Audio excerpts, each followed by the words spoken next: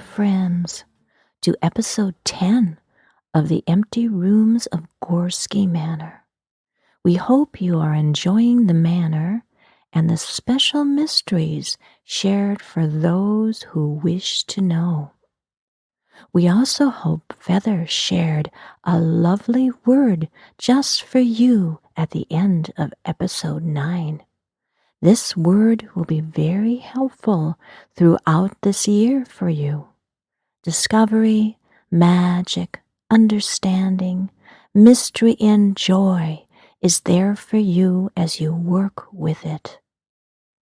Remember, each January 1st, you can call on Feathers or Odin's ravens, Hugin and Munin, for a special word for the new year. Unyo.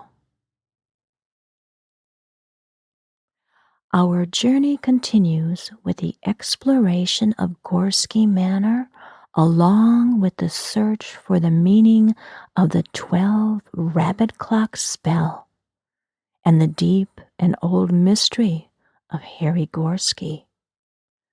The three of us, Feathers, the White Raven, Simon, the Black Frog, and myself, stood on the bottom step of the spiral staircase. We all stared up above to a distant point that disappeared into shadows. Ready? I asked them with a deep breath. Let's get climbing. This was an easy task for Feathers. She took off with one leap and quickly circled upwards. But the stairs were quite a different task for Simon. Each step required him to crawl up and hop with great exertion. So I picked him up and got him comfy cozy in my backpack so he could enjoy the climb. I grabbed my broom and up we followed Feather's lead.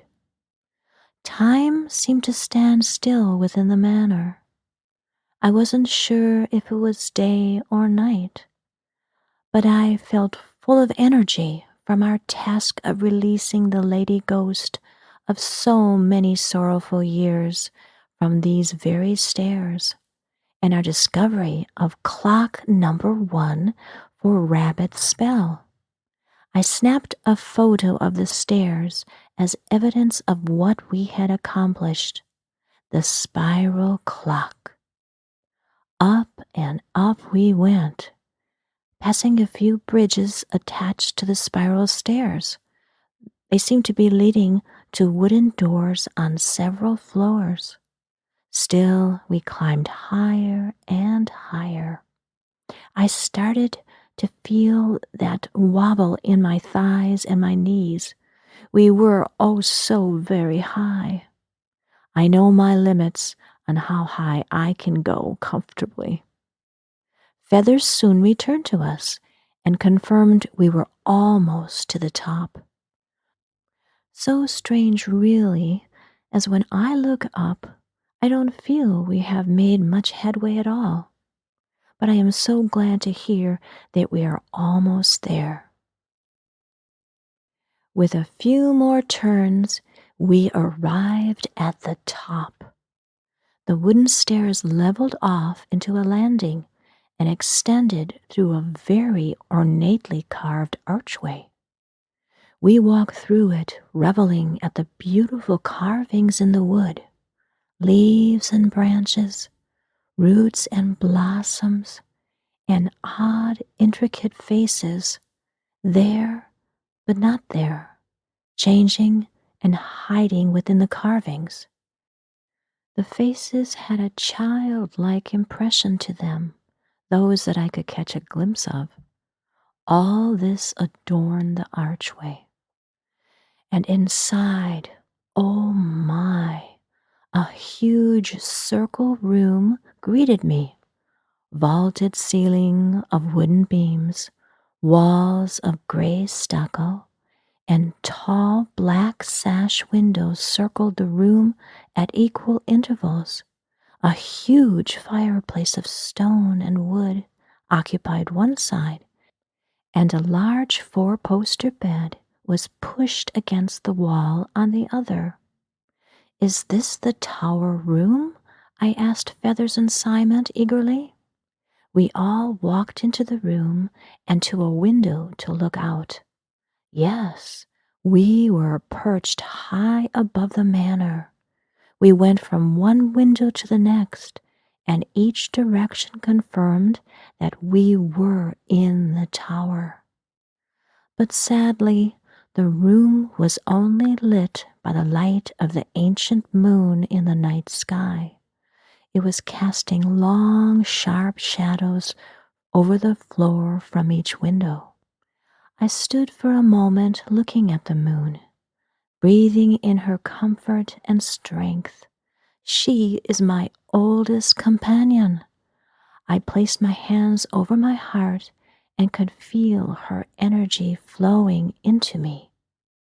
I looked at her beauty and remembered it is she that I have watched and loved through all of my time and lives upon this planet. This thought brought a surge of emotions from my heart, and that almost overwhelming catch in my throat that mirrored the swell of tears forming in my eyes. Such a dear friend to all. I could feel the wind began to rattle on the windows, looking and offering to join us if we wish. But the room itself was empty. The light we had seen from below no longer beckoned. The bed looked so inviting.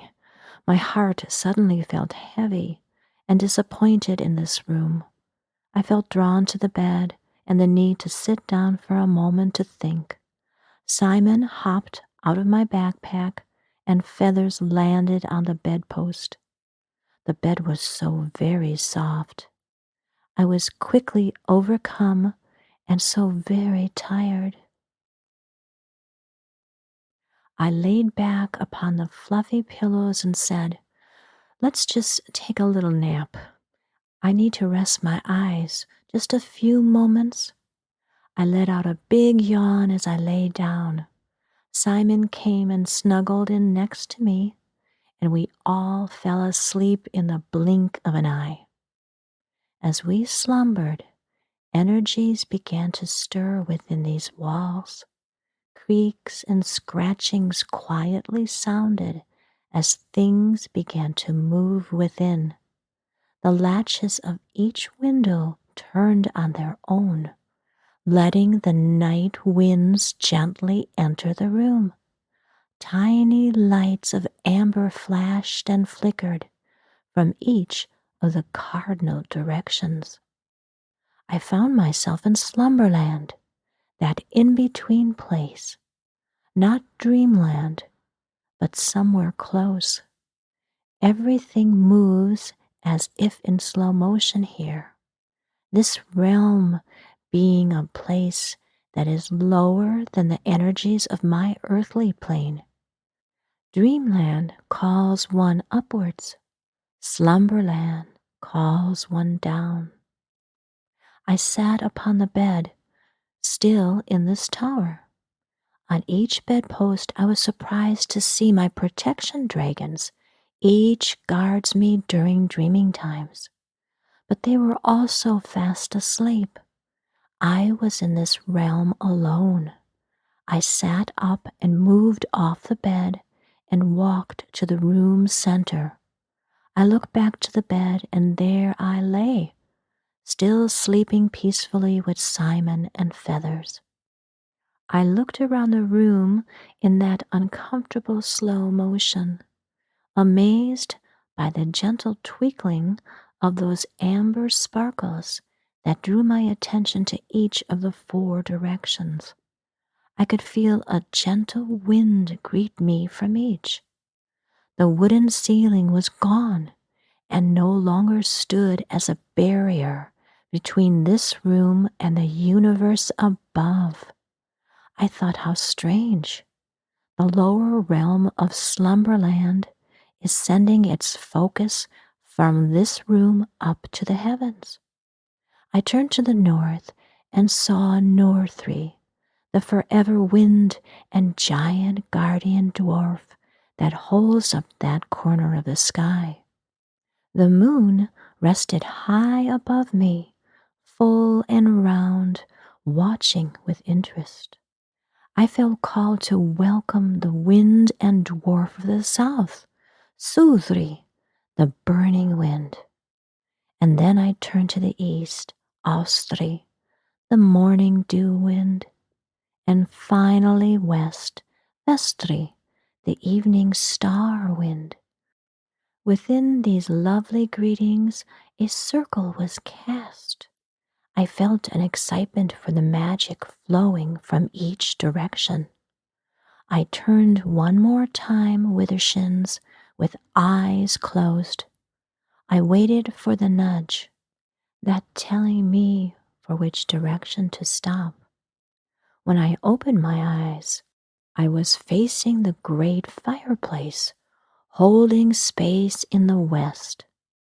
On the mantel, I could see an ancient clock alone, which I had not noticed before.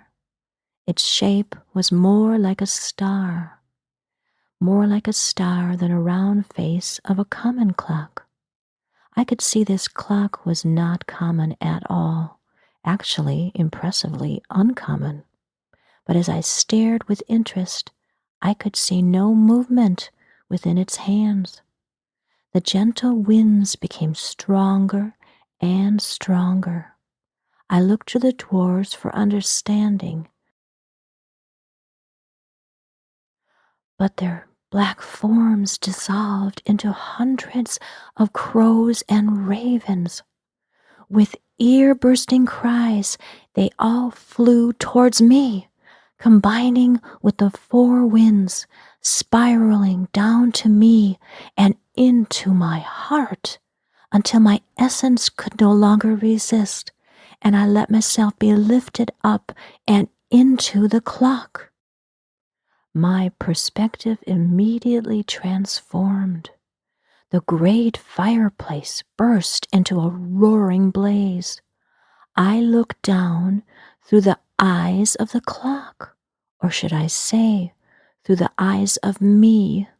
My attention was drawn to the four-poster bed, for I could see many, many young children sleeping, huddling, hiding upon the bed, where my body still rested.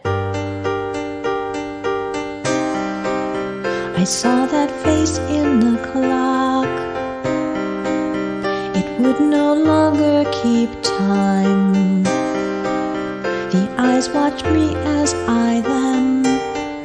I don't really believe, I don't want to believe. The sun was lost in the night, my window covered in black. In the glow of windows glass, those eyes' reflection I see, they looked only at me. My cat was so fast asleep, she would not waken for me. I saw that face smile at me. It sent a shiver, sent a shiver, sent a shiver, sent a shiver, sent a shiver. Monster, monster in my clock. Is there something neath my bed? Is it there or in my head?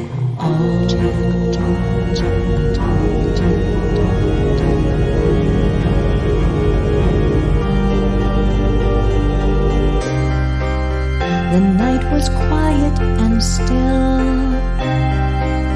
The clock began to chime 3.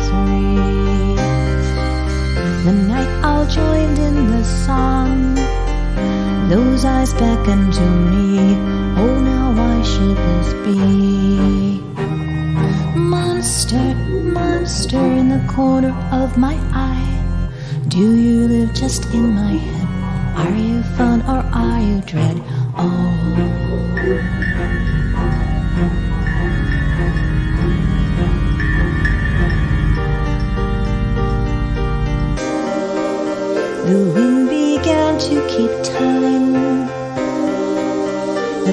continued to chime. The shadows started to dance. I joined into the dance, the magic of my clock trance. Monster, monster in my head, are you truly friend or foe? Which is which, time only knows. Oh,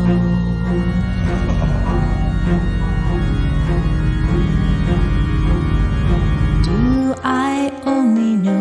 Do I really only know? Do I see what's in your eyes of red?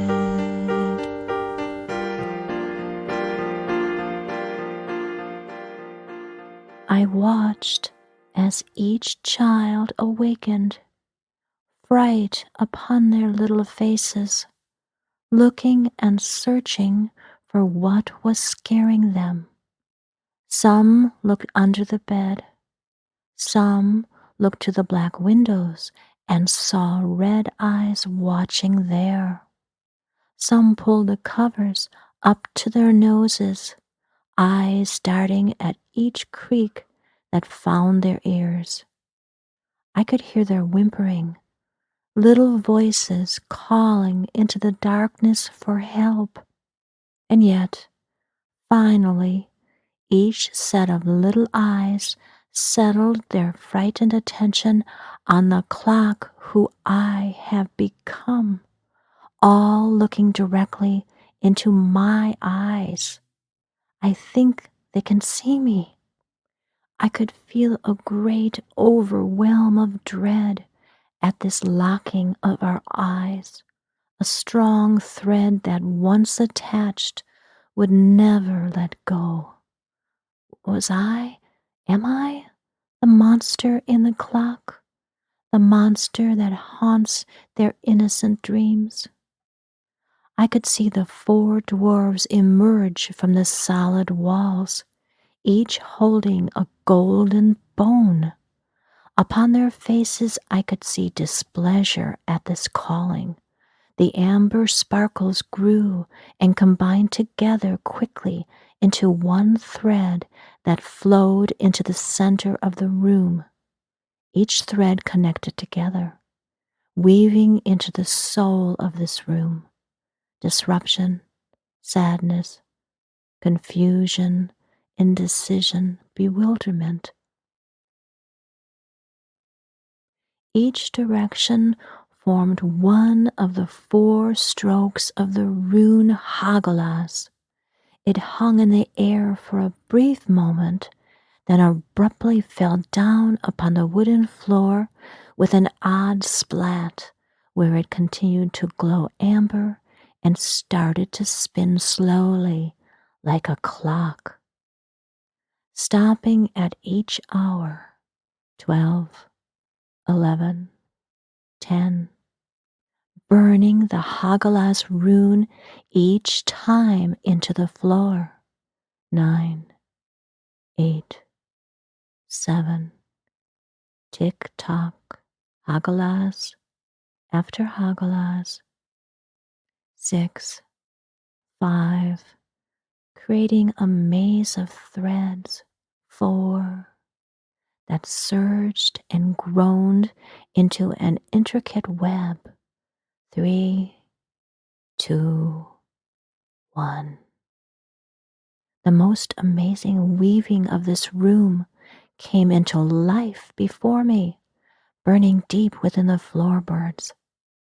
I looked to the layers of children still huddled upon the bed, my heart breaking for their fears, fears of the unknown, those fears that have been trapped within this soft, comfy 4-poster bed for eons of time. My body gave a spasm as if reacting to these overwhelming emotions. I so want to help them. Who can they all be? I remember many troubled nights as a child, hiding under blankets in fear, even though siblings slept in beds next to me and parents just one room over. but no comfort could ever be found from them. I am not a monster in the clock, I shouted out loud. I would never cause this kind of anxiety on anyone, although I understood, as I still do carry my own fears from such a long time ago. I felt so stuck within this clock, within the web of the Hagalaz rune in the center of the room, within the continuous flow of more and more fearful children appearing upon the bed. The dwarves were all looking to me, waiting for me to do something. I tried to connect to my body, laying so unaware on the bed. Wake up, I shouted in my mind. I need all of me to figure out this puzzle. But I did not hear. I looked to the Hagalaz sigil upon the floor and watched as it began to spin slowly faster. Its weaving brought feelings of panic and despair. My shoulders ached with the weight of this realization. The threads churned and twisted on the floor like old nightmares of churning fields of freshly turned furrows of dark brown ground that endlessly churned on their own, dragging all that landed upon it into its depths. A constant nightmare I had endured in my 7th year, when my hand had been caught in the old washer wringer, my thumb ready to be torn backwards, had not my mother just made it in time to hit the release. I had to get down into the center of this room, but I remained trapped within this clock. Oh, Rabbit, what have you gotten me into? So much churning and spiraling within your incomprehensible task. Spiral, broken, nevermore, ring around the cellar door. You do know. Oh, what a time to hear the voice. The words felt familiar, though. I felt into my awareness in this clock.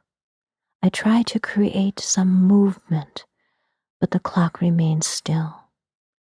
The Hagalaz rune burst forth even brighter. I know it is the key. Its power of disruption and collapse, like the Tower card of tarot. A disruptive transformation to get past the pain, the sadness, to become whole once again. I want to become whole again. Oh, transformation of something unpleasant into something pleasant.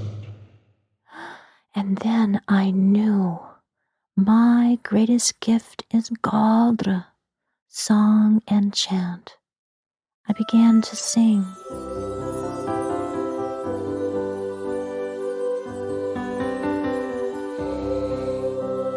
Hush, little baby, don't say a word. Mama's gonna buy you a mockingbird. And if that mockingbird won't sing, Mama's gonna buy you a diamond ring. Diamond ring, diamond ring for you. Diamond ring, Mama's gonna buy you a diamond ring.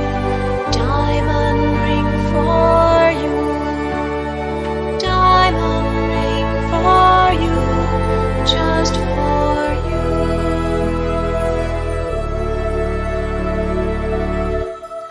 Hush, little baby, don't say a word. Mama's gonna buy you a mockingbird. And if that mockingbird won't sing,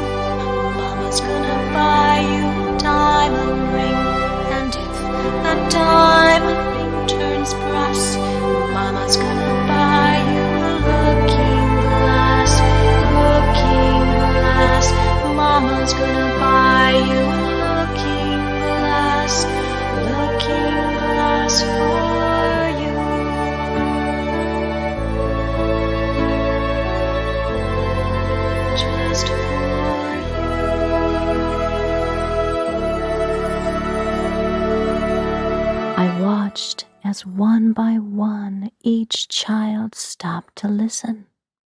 I felt myself relax and release from the clock. Calm, calm being the secret.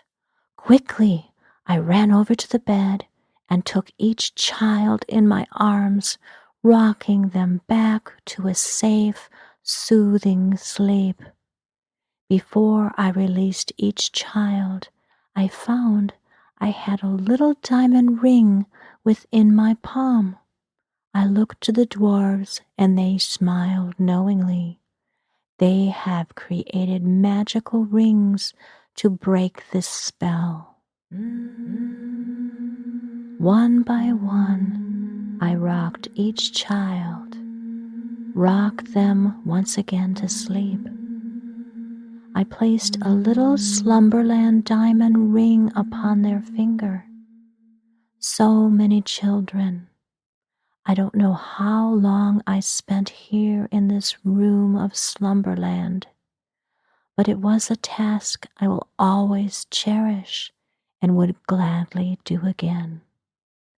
Till finally the last child was hugged and tucked in safe and fast asleep, with happy childhood slumbering. I looked to my body, still sleeping contently upon the bed. I hope I will be refreshed when I awake, I thought, feeling exhausted, but happily so. I walked to the Hagalaz Rune, still turning and glowing on the floor. I bowed in thank you to each dwarf and their direction. With a tilt of their heads, they each vanished, leaving me alone with the moon. I felt something on my little finger, and looking to it saw a gift for me, one of the little diamond rings. I watched as the Hagalaz sigil slowly unwove itself, its amber lights gently dissolving back into the wooden floor. I took a deep breath, a deep contented breath, and awoke on the bed next to Simon. Blessings and joy